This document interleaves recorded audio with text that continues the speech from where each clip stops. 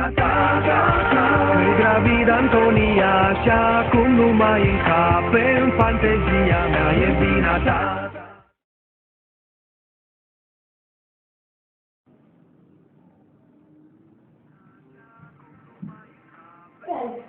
Ce te gândești aici?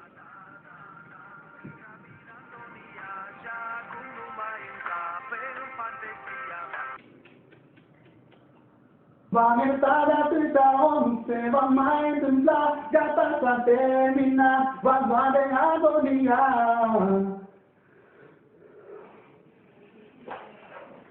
Smiley!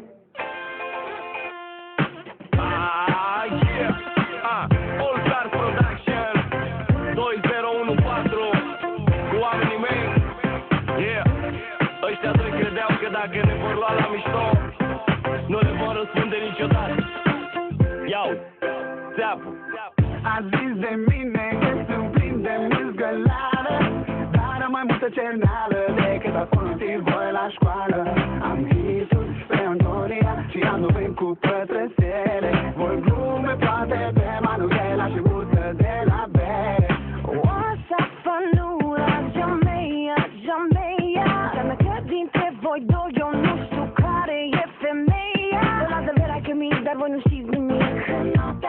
Mai crește un pic, eșarfa aia ta te prinde prea bine și ăla cu păr lung e mai gravid ca mine. Să ne spună cineva, cine să ăștia doi, de unde dracu au venit și ce vor de la noi.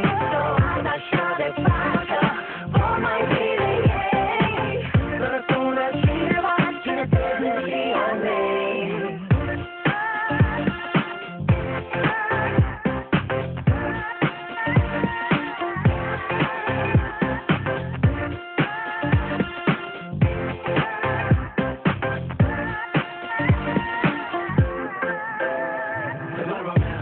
Eu am avut ce mi-a plăcut și merge bine. Cine ăștia doi de război în rime cu mine?